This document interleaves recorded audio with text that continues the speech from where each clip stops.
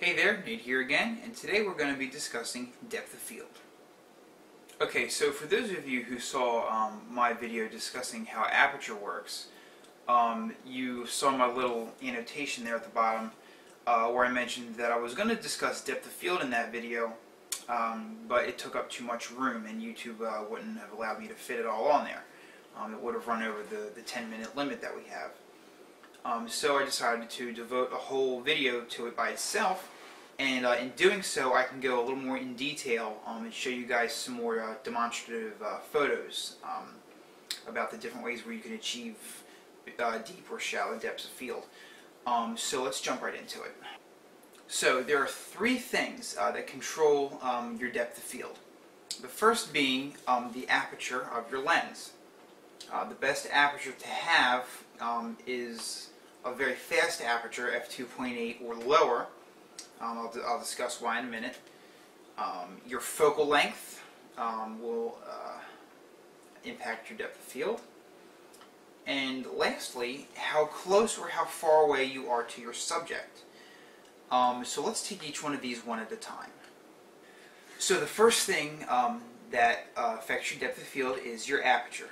So I'm going to turn on my D90 right now. And for the greatest depth of field, f2.8 is what I'm going to use.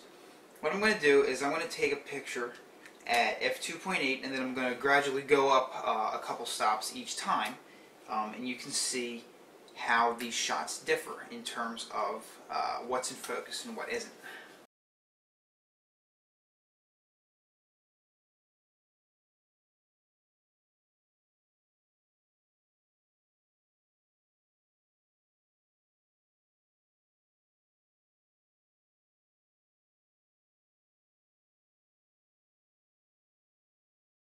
Okay, so you can see that for each one of those shots, both my camcorder was in focus, and then the house behind me across the street gradually got more and more in focus as the aperture got smaller and the depth of field expanded. I did not move back. I did not move backward or forward. I did not zoom in or out. The only thing I did change was I bumped up from ISO 100 to 200 because at f22 the shutter speed was too slow for me to handhold it and not have it blurry. So that was just with aperture. Now I'm going to do it just by zooming in a little bit, and I think you'll see another difference.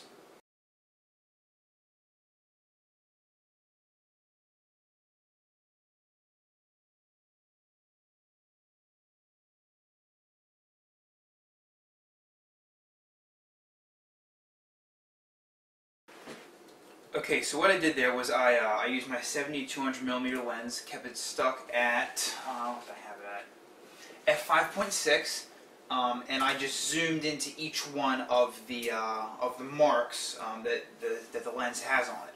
I just followed the numbers on the lens barrel as my guideline. So the next thing I'm going to do is I'm going to get closer and farther away from the camera itself. That wasn't as profound. The aperture value was the best. Let's see how stepping forward and back from the camera will do for me.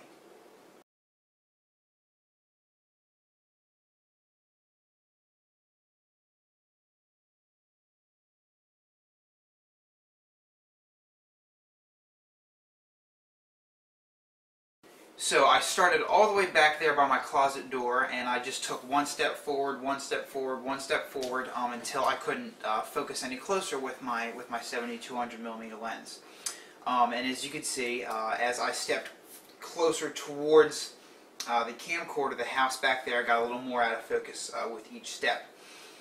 So you can use all three of those factors to put them together and get an image that is either very, very deep in the depth of field or very, very shallow.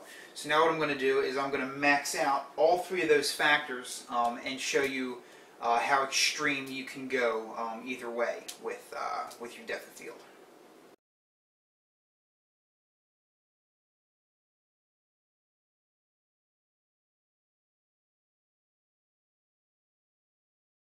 I will give you guys a bit of a warning.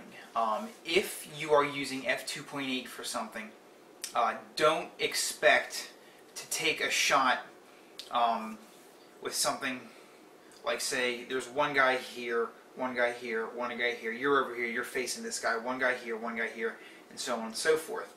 You will not get them all in focus. I don't care how close you are, especially if you're using the 70-200mm lens. If you've got, let's say, the 14-24, or even like the fisheye, the 10.5mm f2.8 fisheye for DX, then okay, maybe. But if you're using the 70-200mm, you will not get everybody in focus, guaranteed. I just recently shot a wedding, and had all the groomsmen in the line, and the groom was at the far end. I had him in focus, and then everybody else was out of focus. So don't even try getting them all in focus if you're at f2.8, because you won't be able to do it. Here's a picture right quick of kind of what I mean. This was at a talent show that I photographed. It was the trophies all up in a line. As you can see, the one trophy right there is in focus, and all the other ones just gradually go out of focus. So yeah, consider yourselves warned that if you're using f2.8 with a more telephoto lens, you're going to have quite a job trying to get everything in focus. I mean, if you like go all the way back, you might be able to do it, but then you'll have to zoom in, and when you zoom in, that decreases your depth of field again. So be warned that if you use f2.8, you're going to have quite a job trying to get everybody in focus. If you need to do that, I would suggest you use a wider lens. Maybe the 24-70, definitely probably the 14-24 if you've got one. A fisheye, maybe, but who wants to worry about the fisheye type thing unless you're going for that kind of shot. So do consider yourselves warned. Okay, so I do have one more quick little trick I want to show you guys. I have my 24-70mm lens here, and I've got to get behind the camera to do this, so bear with me for just a sec.